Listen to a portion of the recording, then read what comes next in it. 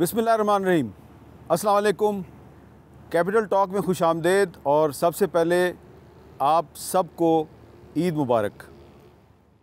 ईद के दिन capital talk में यकीनन सियासत में भी बात होगी, क्योंकि आप लोग जब एक दूसरे को ईद मिलते हैं तो सियासत पे भी बात करते हैं। तो हम भी जब आपसे ईद मिल रहे हैं तो सियासत पे भी बात करेंगे। लेकिन आज जो हमारे मेहमान हैं तो सियासी लोग, लेकिन मेरा थोड़ा सा दिल चाह रहा है कि इनके साथ कुछ थोड़ी सी गैर सियासी बातें भी करूं। लेकिन अब तो जो हमारी गैर सियासी बातें हैं उसमें से भी सियासत आप निकाल ही लेते हैं। तो मैं तारुफ़ कराऊंगा, हमारे आज मेहमान हैं मोहतरमा डॉक्टर नफीसा शाह साहबा। बहुत बहुत शुक्रिया। डॉक्टर नफीसा शाह साहबा किसी तारुफ़ की मोहताज नहीं, पीपल्स पार्टी की रुकन कौमी असम्बली हैं। और हमारे साथ मौजूद हैं डॉक्टर तारिक फजल चौधरी साहब, मुस्लिम लीग नून के रुकन कौमी असम्बली हैं। और जनाब ज़ैन कुरैशी साहब जो पाकिस्तान तहरीक इंसाफ के रुकन कौमी असम्बली हैं, लेकिन कहा जाता है कि सुन्नी इत्तेहाद कौंसिल से भी इनका ताल्लुक़ है। तो लेकिन हम आपको दोनों के साथ एसोसिएट कर लेते हैं, लेकिन पब्लिक तो आपको पीटीआई वाला ही समझती है भी वही। तो डॉक्टर साहबा, सबसे पहले ये बताएं कि जब हम भी स्कूल गोइंग चिल्ड्रन थे, बचपन की ईद हमें अभी तक याद है। कोई आपको लगता है कि जो हमारी बचपन की ईद थी और आज की ईद जो है वो बड़ी फ़र्क हो गया, उसमें बड़ा फ़र्क आ गया? सबसे पहले तो हामिद मीर साहब आपको, मेरे यहाँ दोनों कोलीग्स को और जो भी व्यूअर्स हैं सबको ईद की खुशियाँ मुबारक हों। और ये मेरा पहला मौका है। मैं बड़ी नर्वस थी कि सियासतदान दुनिया भर की बात तो कर लेता है, जब पर्सनल चीज़ आती है तो हम बहुत हिचकिचाते हैं। तो बहरकैफ़ आपका शुक्रिया, आपने एक ये बहुत ही स्पेशल प्रोग्राम में मदद किया। और बचपन की ईद तो वही चमकीले कपड़े और पर्स टांग कर और एक एक जगह जाकर और हम लोग जमा करते थे ईदियाँ। और उसमें और अब बहैसियत एक सियासतदान तो अब ज़मीन आसमान का फ़र्क है।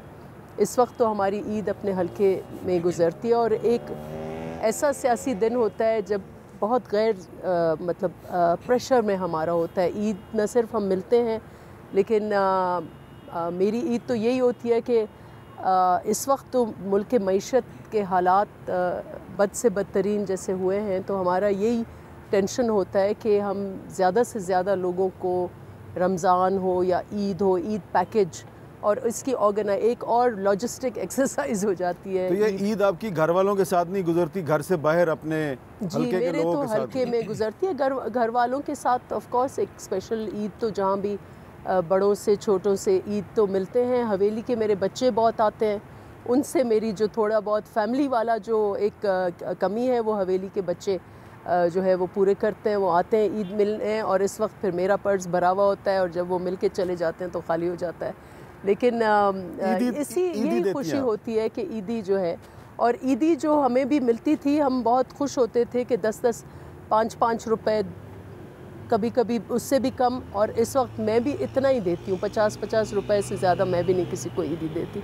तो टोकन इज़ के पीपल, बच्चे तो कलेक्शन में खुश होते हैं। तो बस यही खुशियाँ होती हैं बच्चों के साथ। और वरना फिर हल्के में लोग अपने, हमारा पूरा हल्का जो है वो आपका रिश्तेदार हो जाता है और आपसे ईद मिलने आता है।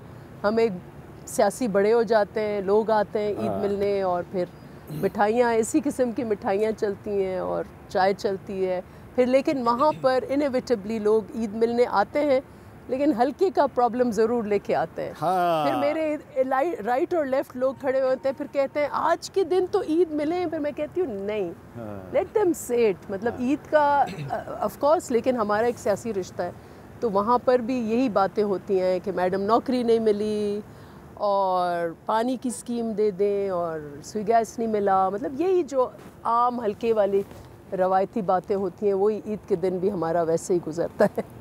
डॉक्टर साहब, आप के साथ तो बड़ा मुश्किल हो रहा है मुझे बात करना, क्योंकि आपकी ये पहली ईद है after losing your young son.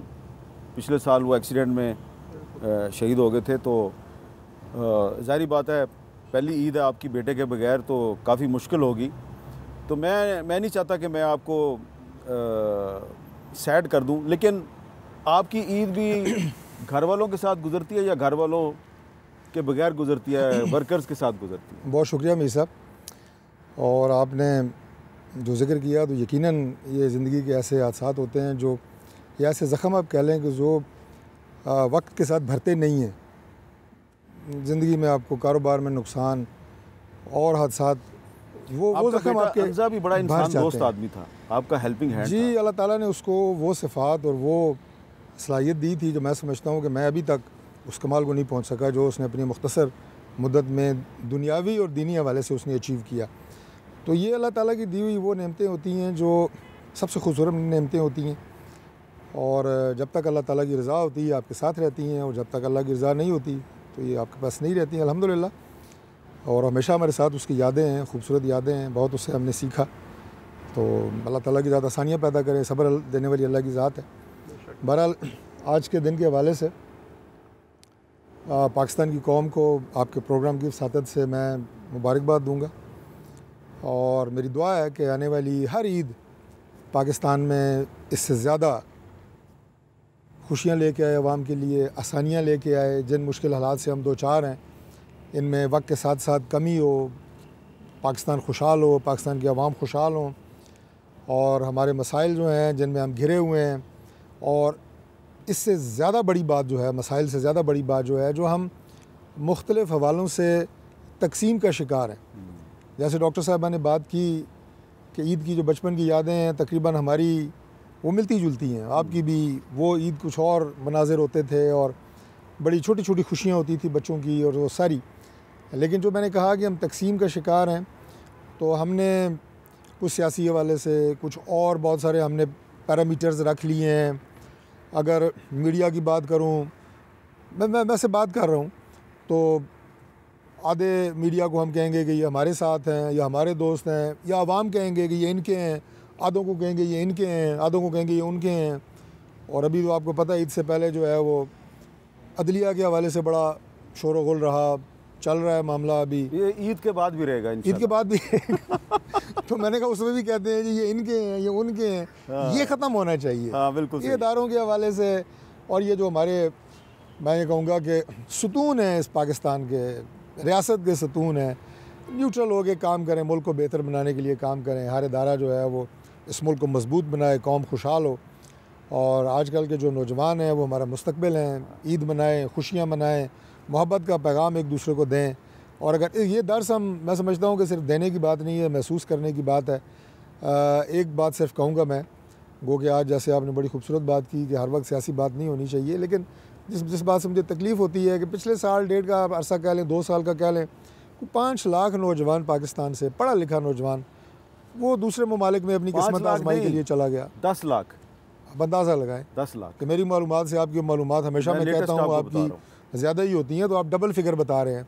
तो ये यहाँ पे तकलीफ़ होती है। वो हमारा एसेट हैं, थे, वो पाकिस्तान का वो कुव्वत है जिसका मैं कहता होता हूँ, हमारी वो होप है। आपको ऐसा माहौल पैदा करना है कि वो वापस आएँ। 100% बात ठीक है, और मैं उसी माहौल की बात कर रहा हूँ कि ये नफ़रतें, ये कदूरतें, ये डिवीजन्स ख़त्म करके इस मुल्क को बनाने की तरफ चलें, और अल्लाह के फजल से बेहतरीन मुल्क है, एक बेहतरीन कौम है। अच्छा ज़ैन कुरैशी साहब, इससे पहले कि मैं आपके बचपन की तरफ जाऊँ, क्या ये आपकी पहली ईद है कि आपके वालिद साहब जेल में हैं और आप उनके बगैर ईद मना रहे हैं, या पहले भी ऐसा हुआ है? बिस्मिल्लाहिर्रहमानिर्रहीम। अमीर साहब, सबसे पहले आपका शुक्रिया अदा करूँगा, और आपकी वसादत से ऑनरेबल आपके गेस्ट्स को भी और पूरी कौम को ईद की मुबारक भी दूँगा, और इस दुआ के साथ कि अल्लाह ताला उनकी और हमारी तमाम इबादत को कबूल करे और हर जायज़ मुराद को पूरा करे। ये उनको मैं विश करना चाहूँगा। चौधरी साहब जिस कैफियत से गुज़र रहे हैं उसका तो मैं अंदाज़ा भी नहीं कर सकता, और अल्लाह ताला इनको भी सब्र दे और इनके बेटे को जन्नतुल फिरदौस में आला मकाम अता फरमाए। लेकिन मिलती जुलती कैफियत मेरी भी है, क्योंकि ये पहली ईद है जिसमें मेरे वालिद जो हैं वो ऑब्वियसली हमारे साथ नहीं होंगे। जो आपने बात की बचपन की ईदों की, हाँ। तो मुझे मैंने डॉक्टर साहबा की भी गुफ्तगू सुनी और जॉय साहब की भी गुफ्तगू सुनी, तो मुझे बड़ा फ़ख्र है इस बात पे कि मेरी जो ईद है वो अभी भी वैसे ही होती है जैसे मेरे बचपन में होती थी। अच्छा। और उसकी वजह, हाँ। उसकी वजह ये है सर कि हमारा बहुत सेट पैटर्न है जो कई दहाइयों से चला आ रहा है, और वो ये है कि ईद की अमूमन 3 दिन की छुट्टी होती है, क्योंकि इस दफ़ा तो ईद की छुट्टी भी बहुत लंबी है। 3 दिन की छुट्टी में क्योंकि वालिद साहब मेरे जो हैं वो सजादा नशीन है दरगाह आलिया हज़रत बहाउद्दीन ज़करिया के, तो हमारी ईद की नमाज़ हमेशा दरगाह पे होती है, सारी उम्र होती आई है। और मैंने सारी उम्र ईद की नमाज़ दरगाह पे ही पढ़ी है। मैं 11 साल पाकिस्तान से बाहर रहा, अपने स्कूलिंग के दौर में नौकरी की, बाहर रहा, लेकिन ईदें सारी मैंने वहीं पे आके की, जैसे तैसे भी हुआ वहाँ पे आके पहुँचे और ईद की। तो ईद की नमाज़ वहाँ होती है। उसके बाद हमारी सर एक बड़ी खूबसूरत रिवायत है कि क्योंकि मेरे वालिद साहब हमारे ख़ानदान के बड़े हैं, हमारे बुज़ुर्ग हैं, हमारे मखदूम हैं, तो हमारा मखदूम जो है वो तमाम कुरैशी ख़ानदान के घरों में जाते हैं एक किस्म की दुआ के लिए। तो वो हमारा एक बड़ा सेट पैटर्न है, कोई घर आगे पीछे नहीं हो सकता, कोई रूट में तब्दीली नहीं आ सकती, वो वैसे ही होता है। तो हम आज दिन तक उसी को फॉलो करते हैं। हर घर में हम जाते हैं और फिर रात को सारे जो फैमिली है वो हमारे घर आती है रात का खाना खाने, वो हमारी पहले दिन की रूटीन होती है। तो ईदी की कोई रवायत है आपके ख़ानदान में? सर ये आपने बड़ी दुख भरी दास्तान को कहने लगे। यहाँ पे ईदी की रिवायत ये है कि तमाम बच्चों को ईदी मिला करती है। हाँ। और मुझे कभी ज़िंदगी में ईदी नहीं मिली बचपन से लेकर आज तक। क्यों? क्योंकि उनका मौक़िफ़ ये होता था कि ये हमारा मखदूम ज़्यादा है, आने वाला मखदूम है, तो ये हमारे लिए बड़ा ही है, तो इसको तो ईदी देने की ज़रूरत नहीं है, बाकी बच्चों को ईदी देते रहो। अच्छा। तो वो ईदी से हम हमेशा महरूम रहे हैं। अच्छा। दूसरे दिन की सर रूटीन हमारी वो भी सेट है कि हल्के के दोस्त, जैसे डॉक्टर साहबा ने कहा कि सियासतदान को हल्के से निकाल सकते हैं, हल्का सियासतदान से नहीं निकाल सकते आप। तो उसकी रूटीन यही होती है कि दूसरे दिन पे वालिद साहब और मैं, हमारा जो डेरा है उसी में बैठते हैं, तमाम हल्के के हमारे दोस्त आते हैं, आके मिलते हैं, अपनी बात करते हैं, मिठाई सेवियाँ जो आपकी रूटीन होती है वो सारी चलती है, काम वाली बात भी होती है सारा। और तीसरा दिन हम मुख्तस करते हैं मुल्तान की शहर के लिए, आवाम के लिए। तो थर्ड डे पे हमें मुल्तान के जो लोग हैं वो आके मिलते हैं। ये हमारा सेट पैटर्न है, अज़ल से ऐसा ही रहा है, अभी भी ऐसे है। और जो आप वो बात कर रहे थे कि मेरे लिए ऑब्वियसली ये थोड़ा सा बड़े भारी दिल के साथ ये कह रहा हूँ कि पहली ईद होगी जिसमें वालिद साहब नहीं होंगे। उनकी याद तो हमेशा होगी और वो साथ हमारे हैं, उनकी दुआएं भी शामिल हैं, बट ये जो पूरी एक्सरसाइज है ये मुझे करनी पड़ेगी। अच्छा, आप पिछले दिनों शाह महमूद कुरैशी साहब को रियाला जेल में जाके मिले थे, तो वो सेहतमंद है? अल्हम्दुलिल्लाह सर, बिल्कुल सेहतमंद है। थोड़ा सा उनका बैक का इशू था, थोड़ा सा उनके पाँव में चोट लग गई थी, उसका इशू था, लेकिन अल्हम्दुलिल्लाह मेंटली एंड फिज़िकली बहुत सेहतमंद हैं, बहुत तंदुरुस्त और तवाना हैं, बहुत पुरजोश हैं। 8 फरवरी को जिस तरीके से पाकिस्तान तहरीक-ए-इंसाफ के कैंडिडेट्स को वोट पड़ा है, बहुत खुश थे वो देख के। जिन हालात में हमने इलेक्शन लड़े और अपने रिज़ल्ट हासिल किए, उसको देख के बड़े खुश थे। इबादत पे बड़ा फोकस कर रहे हैं। मैंने उनसे पूछा कि कैसा जा रहा है, तो उन्होंने कहा जी मैंने 22 सिपारे कुरान के ख़त्म कर लिए हैं और मेरी कोशिश ये है कि मैं रमज़ान के अंदर अपना एक मरतबा फिर कुरान भी ख़त्म करूँ। तो माशाल्लाह खुश है। ठीक। अच्छा डॉक्टर साहबा, अब ईद के बाद आपको क्या लग रहा है कि ये जो थोड़ी सी डॉक्टर तारिक फजल चौधरी साहब ने कहा कि बड़ी तकसीम है, बड़ी डिविजन्स हैं, नफ़रतें बहुत बढ़ रही हैं, तो ईद के बाद आपको लग रहा है कि थोड़ी मुफाहमत की फ़ज़ा पैदा होगी या मुज़ाहमत ही करनी है? देखिए, अब ये सब सियासी जमातों पर इन्हिसार है और मुझे नहीं पता कि ईद उसमें कोई रोल प्ले। यकीनन ईद में जब ख़ानदान वाले साथ होते हैं तो पुराने बातें, एक दूसरे से गिला, ये सारी तो एक रवायत है कि शादियों में। क्योंकि आपने भी बड़ा मुश्किल वक्त देखा हुआ है, आपके वालिद साहब ने भी बड़ा मुश्किल वक्त हमारे देखा लिए हुआ है। तो जी ये उतार चढ़ाव, ये जो हमने 8-9 साल जनरल ज़िया पोस्ट भुट्टो साहब की शहादत के बाद एक बहुत तारीखी दौर से हम गुज़रे हैं। हमारे बचपने तो ऐसे ही कभी वालिद को, मतलब यही है कि जेलों में, और इसी कज़न हमारे, तो ये सारी चीज़ें तो एक सियासी ख़ानदान का हिस्सा होता है and we take it in our stride. ये भी नहीं जैसे आपको एक अवाम के आगे तो आपको स्ट्रॉन्ग बनना पड़ता है, आप कभी अपनी वीकनेस नहीं दिखाते, तो ये सारी हमारी पार्ट ऑफ द ट्रेनिंग है। हालांकि इस वक्त पीटीआई वालों को बहुत तकलीफ़ होती है लेगेसी पॉलिटिक्स से, लेकिन जो लेगेसी पॉलिटिक्स है ये आपको ये सिखाती है, ये सारी चीज़ें बचपनों से हमने ये देखा है। तो ईद में एक ये स्पेशल बात होती है कि गिले शिकवे भी निकल आते हैं पुराने और फिर सुलह भी हो जाती है। तो आई होप कि अब पोस्ट ईद भी यही हम आपस में एक ही ख़ानदान है, यही नेशनल असम्बली की मुझे 16 साल हुआ है, मैंने ये कुर्सियों में हम कभी किधर एक ही में एक म्यूज़िकल चेयर्स में हम एक दूसरे को, कभी गवर्नमेंट कभी ऑपोजिशन, कभी आगे कभी पीछे, कभी फ्रंट बेंच बैक बेंच, यही हम आपस में वही तकरीबन 80-90% सेम कम्युनिटी है। हम एक दूसरे से वाकिफ़ हैं, हमारे ख़ानदानी भी, हिस्टोरिकली भी। और ये मैं समझती हूँ सियासतदानों पर अब ये इन्हिसार कर, जो हम बात तो करते हैं कि पॉलिटिकल स्टेबिलिटी, लेकिन सब सियासी जमातों को बात समेत अपोजिशन को हमें इस मुल्क के लोगों को अगर मसाइल से निकालना है तो हमें कहीं ना कहीं अपने जो एक फ़िक्स्ड हमारी पोजीशंस हैं उसमें से निकल के एक दूसरे से बातचीत हम अगर करेंगे तो फिर ये जो इदारों की तकसीम की बात हुई ये अनप्रेसिडेंटेड है, जो हमने पिछली हाइब्रिड हुकूमत से लेकर आज तक जो हम देख रहे हैं, जो आपने भी बात की। और आजकल ये कॉलम भी अभी इन्होंने एक लिखा और मैंने बहुत दिलचस्पी से वो सुना भी कि ये जो अब तकसीम हो गई है इदारों में, ये एक बहुत ही ख़तरनाक लेवल तक आ पहुंची है। तो वेदर इस्टेब्लिशमेंट की तकसीम हो या हमारे ब्यूरोक्रेसी में तकसीम हो, जुडिशरी में तकसीम हो, अब इसको मैं नहीं समझती कि हम इदारों पर कर सकते हैं कि ये आपस में ये मसले नहीं। I think politicians have to come out and play the role.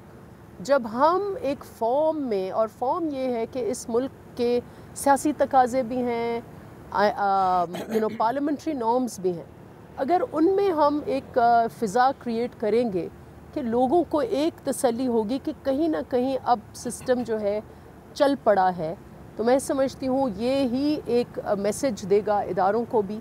और हम कुछ बुनियादी ग्राउंड रूल सेट करें, जो हमारे चेयरमैन साहब ने भी बारहा कहा है। हमारी इलेक्शन कैंपेन ये चली थी कि हम नई पॉलिटिक्स को लेके आएँ, और ये नई पॉलिटिक्स यही है कि हम आपस में सियासतदान जो बोझ है जो हम इदारों के कंधों पर रख रहे हैं, जो बहुत बुरी रवायत है इलेक्शंस, और ये आई वुड अगेन से कि ये 2018 में ये ब्रेक हुआ है। चार्टर ऑफ डेमोक्रेसी एक बहुत अच्छा एक स्टेप था। तो that we have to now go moving forward. हम सबको ये सोचना है कि हम एक दूसरे के लिए ये जो मुश्किलात बनाई हैं, हम नहीं चाहते कोई भी। पीपल्स पार्टी में जब पहली दफ़ा सदर थे आसिफ जरदारी साहब, तो उन्होंने यही एक सेट हमारा ये था कि भाई हम सियासी विक्टिमाइजेशन, सियासी प्रिजनर्स, इन चीज़ों में हम यकीन नहीं रखते। और मैं समझती हूँ कि ये जो कैदें हैं, ये सारी चीज़ें हैं, यस रूल ऑफ लॉ होना चाहिए, 9 मई का इशू रिजॉल्व होना चाहिए, वो जुडिशल कमीशन में हो रहा है या पार्लियामेंट में हो रहा है, लेकिन होगा सियासत से, सियासत से बाहर नहीं। अगर हम सियासत किसी और दरवाजे पे फेंकेंगे, अदलिया के आगे फेंकेंगे और हम इस्टेब्लिशमेंट के आगे सियासत को फेंकेंगे, तो फिर हमारे हाथ से चीज़ें निकल जाएं। ये बड़ी ही अहम बात की है डॉक्टर नफीसा शाह साहिबा ने कि अगर हर सियासी मामला जुडिशरी और इस्टेब्लिशमेंट के सामने चला जाएगा तो फिर सियासतदान जो हैं उनके अपने इख्तियार में क्या चीज़ रह जाएगी। इस पर मज़ीद गुफ्तगू करते हैं एक वक्फे के बाद।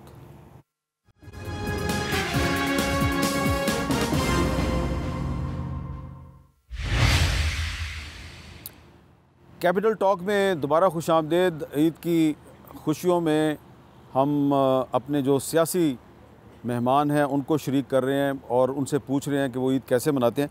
डॉक्टर साहब, अभी आपने वक्फे से पहले एक बड़ी अच्छी बात की कि ये जो पाकिस्तान में पोलराइजेशन बहुत बढ़ गई है, सियासी तकसीम बहुत बढ़ गई है, ख़त्म होनी चाहिए।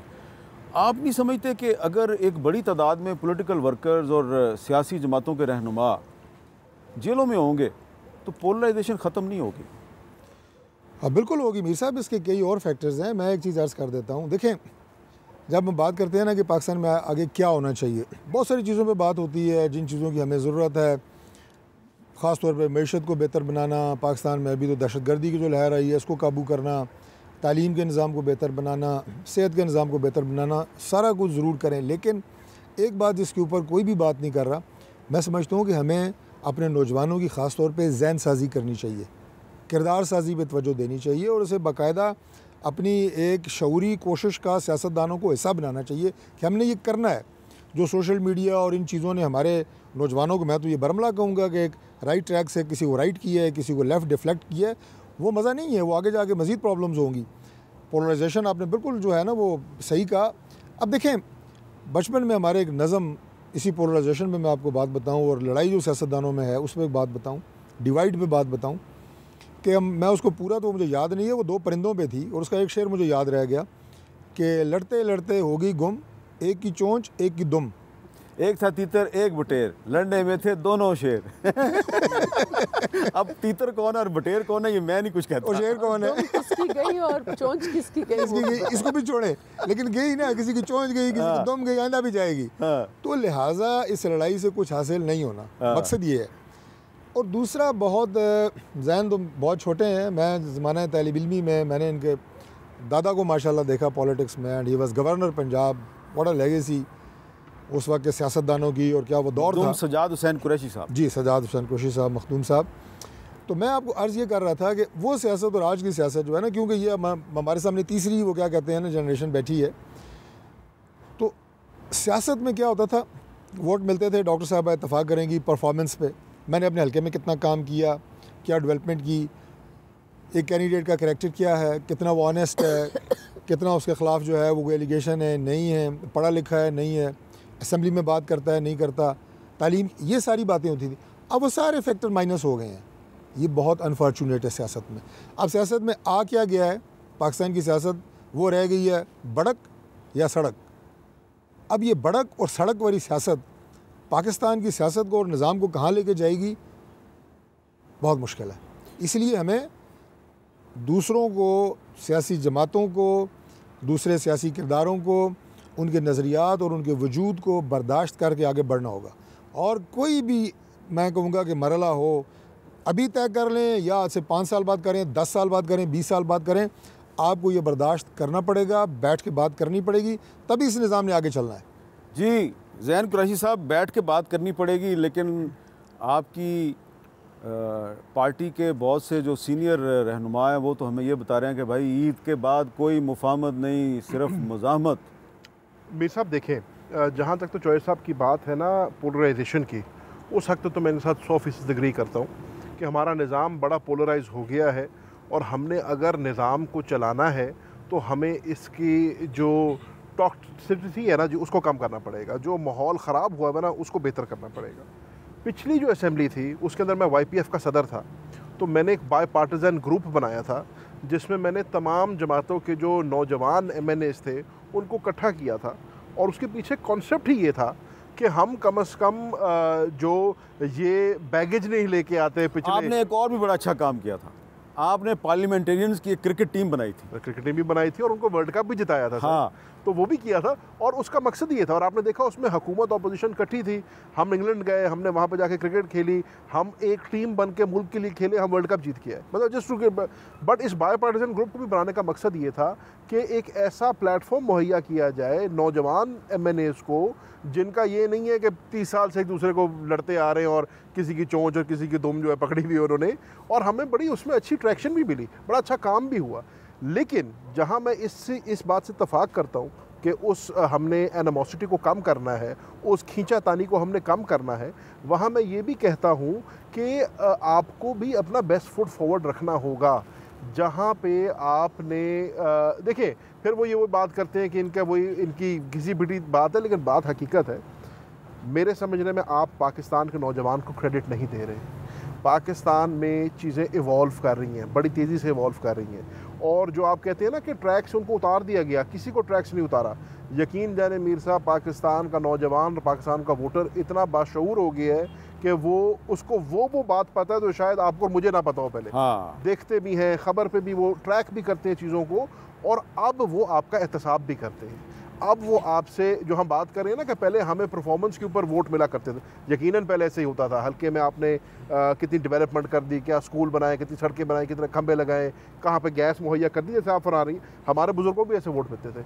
आज सर परफॉर्मेंस क्राइटेरिया चेंज हो गए हैं। आज का जो वोटर है वो आपसे जवाब मांगता है। अब हमें ये तो हमारी गलत फहमी है ना कि अगर मुझे लगता है कि मेरा वालिद 7 दफ़ा कौमी असम्बली का मेंबर रहा है या मेरा दादा गवर्नर रहा है पंजाब का, तो मुझे उसके कहने पे वोट मिल जाएगा। सर वो वाला खाता हो गया ख़त्म। अब पाकिस्तान का वोटर जो है वो आपसे आपकी परफॉर्मेंस मांगता है, वो कहता है आप क्या कर रहे हैं। एक जुमला मैं ऐड करना अंदर मैं जो सब कंप्लीट करें, उसके अंदर आपको अब आप ये नहीं कर सकते कि अगर उसको लगता है कि उसका मैंडेट चोरी हुआ है, अगर उसको लगता है कि उसने 8 फरवरी को किसी को वोट कास्ट किया है, फॉर्म 45 लेके बेचारा बैठा है, फॉर्म 45 में और कहानी है, फॉर्म 47 में और कहानी हो गई है, और वो उसके ऊपर जब आवाज़ उठाता है तो आप कहते हो कि जी नहीं ये जो है ट्रैक से उतर गए। ऐसा नहीं होगा। अगर आप ईद के बाद मफाहमत चाहते हैं तो आपको इन 2-3 चीज़ों का सदेबाब करना होगा। जो मैंडेट का चोरी होना है, इसके ऊपर आपको कोई ना कोई, अब जैसे कि जजेस के ख़त के ऊपर सुओ मोटो एक्शन ले लिया चीफ जस्टिस साहब ने, क्या कितना अच्छा हो कि इसके ऊपर सुओ मोटो ले लिया जाए और एक ही दफ़ा फैसला हो जाए, ये फॉर्म 45 और फॉर्म 47 वाली कहानी ख़त्म हो जाए। मैं ये बात इसलिए कह रहा हूँ, बस मैं सिर्फ एक चीज़, आप जरूर करें, अपनी बात ख़त्म कर रहा हूँ। मैं ये सिर्फ इसलिए कह रहा हूँ कि अगर हम वाकई ही संजीदा तौर पे चाहते हैं कि हम इस प्रोसेस को आगे लेके जाएं, और जैसे डॉक्टर साहबा ने भी कहा, हम अपनी दाढ़ी किसी और के हाथ में ना दें। पार्लियामान जो है इस मुल्क का सबसे बड़ा इदारा है, लॉ मेकिंग बॉडी है, और पार्लियामान को ही ये फैसले करने चाहिए। तो हमें फिर अपने घर को भी ठीक करना होगा और हमें यहीं से शुरुआत करनी होगी। जी, मैं सिर्फ ये अर्ज़ करना चाह रहा हूँ जी कि ज़ैन की मैं इस बात से इत्तफ़ाक़ करता हूँ कि नौजवानों में शऊर है, बिल्कुल ठीक बात है। इन्होंने ये भी फरमाया जनाब कि आज का नौजवान जो है वो एहतसाब भी करना जानता है, बिल्कुल ठीक बात है। मुझे एतराज़ क्या किस बात पे है? मुझे एतराज़ है कि जो तहरीक इंसाफ ने नौजवानों को एहतसाब का तरीका सिखाया है कि सड़क पर कोई सियासतदान मिले उसे पकड़ लो, अगर कोई रेस्टोरेंट में किसे बैठा है जाके उसको गलमे से पकड़ लो, उसको गिरबान से पकड़ लो, हर एक को जनाब एहतसाब तुम सड़क पर शुरू कर दो, ठीक है जी। ये एहतसाब का तरीका, ये एहतसाब का तरीका मैं सिर्फ मुकम्मल अगर ये एहतसाब का तरीका आप नौजवानों को सिखाएंगे तो मुझे आप ये बताएं कि हमारे नौजवान आपका एहतसाब करेंगे, आपके नौजवान हमारा एहतसाब करेंगे, गली गली मोहल्ले मोहल्ले जो तमाशा लगेगा और उसके बाद के जो नताइज होंगे वो क्या होंगे? चलो सर, इसी बात में और एक और पॉइंट जो आप बार बार आप कह रहे हैं जी कि 8 फरवरी को वोट मिला और फिर 9 फरवरी को क्या हुआ। मैं कहता हूँ जी कि 2018 का इलेक्शन और 2024 के इलेक्शन दोनों का मुकम्मल कमीशन बना के, दोनों का साइंटिफिक, आप वो क्या कहते हैं जी, मवाजना करें दोनों का मुख्तसर जवाब और इसका सारा कुछ आपने इसका निकालें, साइंटिफिक क्या कहते हैं जी सब, उसे एनालिसिस करें, ऑपरेशन करें, सब कुछ करें सर। और दोनों का मुख्तसर जवाब ले लें। दो मुख्तसर जवाब। पहली बात तो sir, I am of the view 2 wrongs don't make a right। अगर आपको लगता है 18 में गलत हुआ था और 24 में भी गलत हुआ है तो ठीक है, तो नहीं होना चाहिए। आप बेशक 18 का भी एहतसाब करें, 24 का होना चाहिए। दूसरी बात, आप कह रहे हैं कि हमने उनको जो एहतसाब का तरीका सिखाया वो गलत है, हम मान लेते हैं हमारा तरीका गलत है। आप एहतसाब के अमल को शुरू कर दें, आप इस प्रोसेस को शुरू कर दें, तरीका उनका खुद ठीक हो जाएगा। जब आप उनको दीवार से लगाएंगे, जब आप उनके पर ज़दोकोब करेंगे, जब आप उनको जेलों में डालेंगे, जब हज़ारों ऐसे लोग जेलों में होंगे, नौजवान, ख़वातीन, औरतें, बच्चे, जिनका 9 मई से कोई ताल्लुक ही नहीं था, जिनका वज़ीर आज़म शहबाज शरीफ साहब ने अपनी तकरीर में जिक्र कर दिया, पहली तकरीर में, तो फिर आप कहेंगे कि वो इश्तिहाल में ना या वालों की बात हमेशा तरीकाकार सबका ठीक हो जाएगा। अच्छा, मैं डॉक्टर साहब आपसे सवाल ज़रा डिफरेंट करना चाह रहा हूँ, लेकिन ये बात कहीं दूसरी तरफ ले गया, इसलिए मैं एक ब्रेक ले लेता हूँ। ब्रेक के बाद डॉक्टर नफीसा शाह साहब से एक बिल्कुल मुख्तलिफ सवाल करूँगा।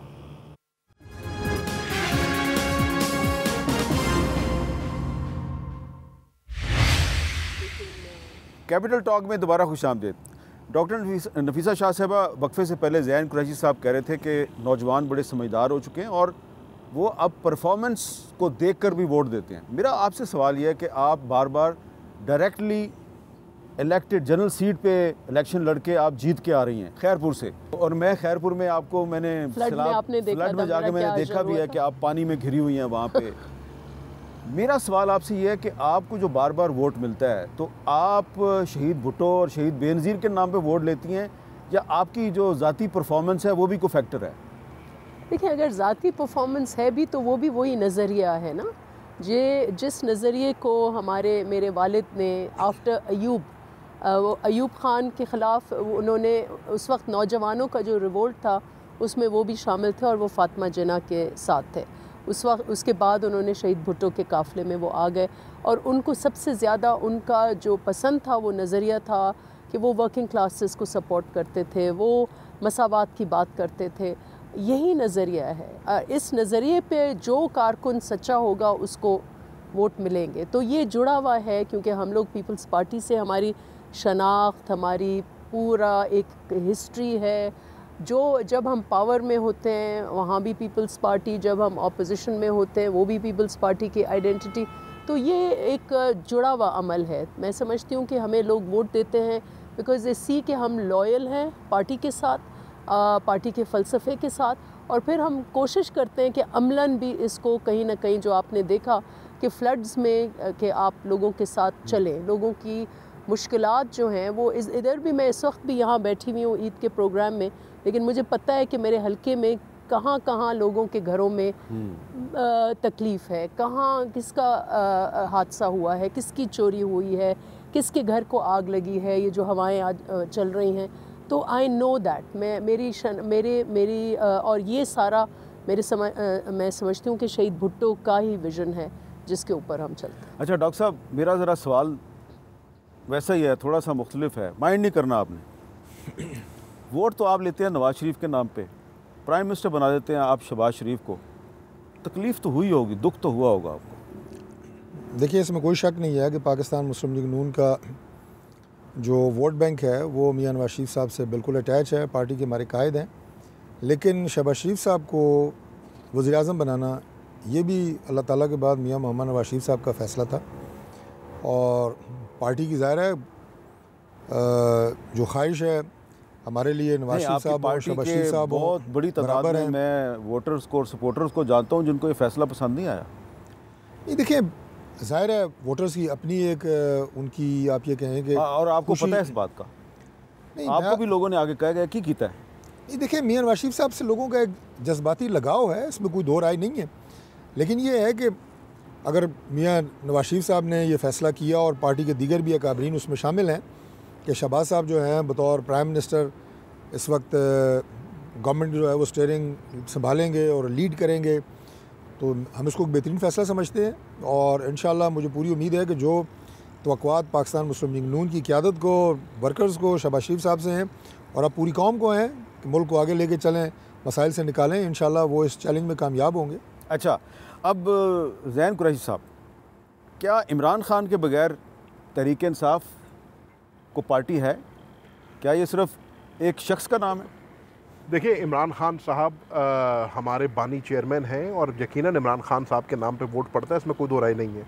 लेकिन आपने अपने सवाल का जवाब इस 8 फरवरी को ही देख लिया कि इस दफ़ा इमरान खान साहब पाबंद सिलासिल थे, निशान हमसे ले लिया गया। हमारी तमाम आला क़यादत, आप कोई एक नाम ले लें जो हमारी सीनियर लीडरशिप जिसको आप कहेंगे, कोई भी फील्ड में नहीं थी, सब फील्ड से बाहर थे।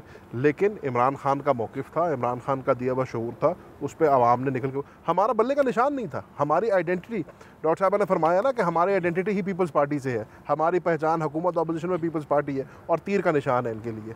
तो हमारा तो बल्ला हमारी पहचान थी, बल्ला ले लिया गया, किसी ने जूते के निशान पर इलेक्शन लड़ा, सुन्नी इत्तेहाद कौंसिल आपकी मजबूरी है?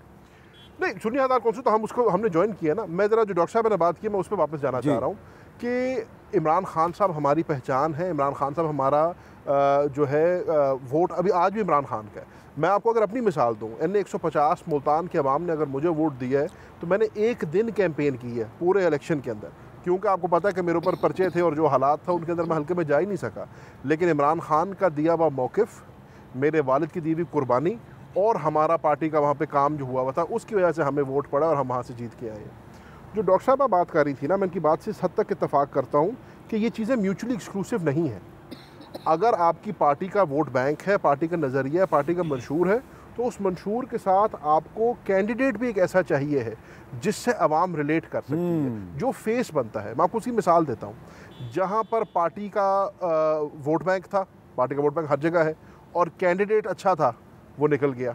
जहाँ पर पार्टी का मंशूर वही पार्टी, वही निशान, वही मंशूर, लेकिन आपने सही कैंडिडेट का इंतखाब नहीं किया, वहाँ पे नुकसान हो जाता है। तो ये दोनों चीज़ें इकट्ठी हैं। यानी कि वोटर बड़ा समझदार है। वोटर बहुत, मैंने आपसे पहले अर्ज़ की, पाकिस्तान का वोटर अब बहुत समझदार हो गया है। पाकिस्तान का वोटर ना किसी की बातों में आता है, ना आने को तैयार है। और अब मैंने आपको वो कहा, परफॉर्मेंस क्राइटेरिया चेंज हो गए हैं। अब लोग आपसे परफॉर्मेंस चाहते हैं, और अब फ्रैंकली स्पीकिंग जितना शऊर आ गया ना, अब वो सिर्फ सोलिंग और नाली और गैस और बिजली पे भी नहीं रुकेगा। अब वो आपसे बड़ा काम चाह रहा है। और अल्लाह ताला ने हमें इस मुल्क में ऐसा मौका दे दिया है। मैं फिर वही बात करूँगा कि अगर 6 जजेस के लेटर की बात कर ली जाए तो एक इतना बड़ी अपॉर्चुनिटी पाकिस्तान में आ गई है। हम अदलिया की इंडिपेंडेंस की बात करते हैं, हम कहते हैं कि जी जो 3 ब्रांचेज़ हैं उनको अपना अपना काम करना चाहिए, मुदाखलत नहीं करनी चाहिए किसी और के काम में। तो अब अल्लाह ताला ने हमें एक मौका दे दिया है, हम सब को, मैं ये नहीं कह रहा मुझे या डॉक्टर साहब को या चौधरी साहब को, हम सब को मिल के उसी ऐवान की बालादस्ती, हमने बात की ना supremacy of the national assembly की हमने बात की, तो अब उसको बहाल करने के लिए या उसको मजबूत करने के लिए हमें कम से कम इसका सदेबाब करना चाहिए। दिस इज़ बहुत सारी चीज़ें ठीक हो सकती हैं। चॉइस आपने कहा एजुकेशन पे काम हो सकता है, हेल्थ केयर पे काम हो सकता है, मईशत को हमने ठीक करना है, बहुत बड़ा चैलेंज है मईशत का, लेकिन किसी एक जगह से शुरू करें और मेरे समझने में this is a very good starting point. जिस जगह से शुरू करना है वो जगह आपके पीछे है, पाकिस्तान की पार्लियामेंट है। इस पार्लियामेंट में अगर आप लोग इकट्ठे होके अच्छी कानून साजी करें, इसको ताकतवर करें और इसमें फैसले हों। और वहाँ पे इजलास में आके तरीके इंसाफ गालियाँ ना दे, नारे ना लगाए, नहीं देते, छलांगे ना मारे, डस्टों पे ना चढ़े, बैठ के इजलास में बैठे। हमारी पीछे जा रहे हैं यार, मैं आज की बात कर रहा हूँ शाह साहब, मैं अभी की बात कर रहा हूँ सर। आज की मैं ईद से पहले मीर साहब ईद से पहले आखिरी इजलास की बात कर रहा हूँ। मैं कह रहा हूँ हमारी गलतियों की निशानदेही करें, आप पॉजिटिव बात करें, इसी बात पे आ जाए, हम आपकी बातों को मानेंगे इंशाल्लाह। हम भी वही करना चाह रहे थे। उमर अयूब साहब पॉइंट ऑफ ऑर्डर पे उठे, बात करना चाह रहे थे, इसी बात पे करना चाह रहे थे कि 6 जजों वाला लेटर जो है ये बड़ा संगीन मामला है। इस पे बात उमर अयूब साहब ने बात की, साबिक स्पीकर इनके उन्होंने बात की, तो सर उसके बाद माहौल उसके बाद जनाब अपना मरवत साहब ने बात की।